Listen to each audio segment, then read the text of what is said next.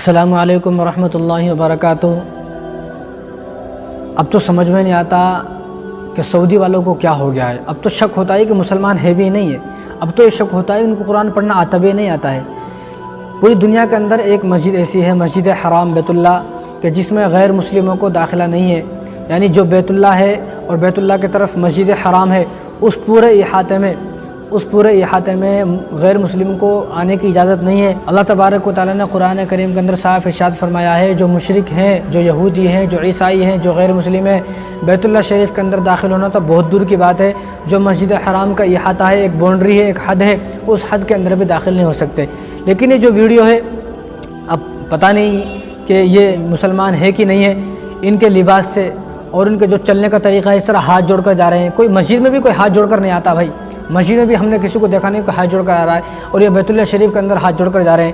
اب پتہ نہیں یہ مسلمان ہے بھی یا نہیں ہے، لباس سے تو نہیں لگتا ہے، چہرے سے تو نہیں لگتا ہے، داڑھی بالکل نہیں ہے، کرتے پاجامہ کا تو پتہ بھی نہیں ہے، یہودی والا لباس ہے، اور ان کے جانے کا جو طریقہ ہے، جو لباس ہے، جو چہرہ ہے، اس سے لگتا نہیں یہ مسلمان ہے۔ لیکن اگر مسلمان ہیں، جب بھی ان پر حیرت کی بات ہے کہ بیت اللہ شریف کے اندر جا رہے ہیں، بھائی آپ کسی عام مسجد کے اندر نہیں جا رہے، تو بیت اللہ شریف کے اندر جانے سے پہلے اپنا حلیہ تو ایسا بنائے، یا کسی سے پوچھیں کہ مجھے بیت اللہ شریف کے اندر داخل کیسا ہونا ہے، کسی سے پوچھے تو صحیح۔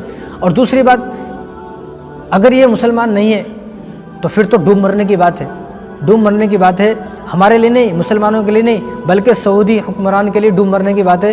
اللہ کے قرآن کے خلاف چل رہے ہیں، اللہ کے قرآن کی آیت کا انکار کر رہے ہیں، اللہ کے وعدے کو توڑ رہے ہیں۔ جب اللہ نے وعدہ کیا ہوا ہے، اللہ نے عہد لیا ہوا ہے، یہ اللہ کے عہد کو توڑ رہے ہیں۔ اللہ نے عہد کیا ہوا ہے کہ کوئی مشرک بیت اللہ شریف کے اندر داخل نہیں ہو سکتا، تو تم نے اللہ کے قانونوں کو بدل دیا، اللہ کے کلام کا انکار کیا ہے، آیت کا انکار کیا ہے۔ اللہ رحم کرے تم لوگوں کا کیا ہوگا۔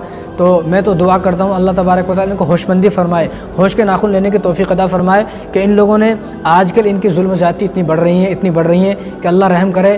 لگتا نہیں ہے، ان کی عیاشی کو دیکھ کر لگتا نہیں ہے کہ یہ بھی مسلمان ہیں، لگتا نہیں ہے کہ یہ بھی ایمان والے ہیں، لگتا نہیں ہے کہ یہ بھی قرآن کو پڑھتے ہیں۔ اس لیے میں تو یہ کہتا ہوں کہ سورہ فاتحہ پڑھ لیا ہوتا، غیر المغضوب علیہم ولا الضالین، صرف یہ پڑھ لیا ہوتا تو تم کو سمجھ میں آ جاتا غیر مسلم کون ہے، یہودی کون ہے، عیسائی کون ہے، یا کس کے بارے میں یہ آیت نازل ہوئی ہے، اللہ تبارک و تعالیٰ کیا کہنا چاہتے ہیں اس آیت سے۔ اس آیت کی صرف تشریح پڑھ لیے ہوتے تو سمجھ میں آ جاتا۔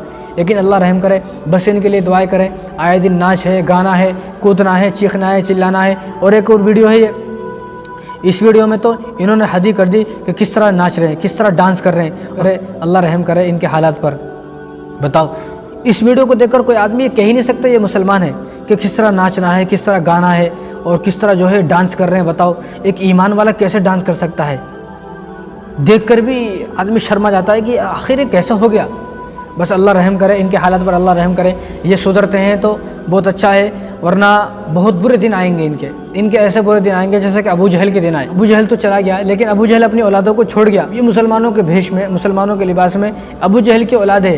بس اللہ رحم کرے، اللہ ہم تو ان کے لیے دعا کر سکتے ہیں، اللہ ان کو ہدایت نصیب فرمائے، اللہ ان کو صحیح راستے پر چلائے، صراط مستقیم پر ان کو چلنے کی توفیق عطا فرمائے۔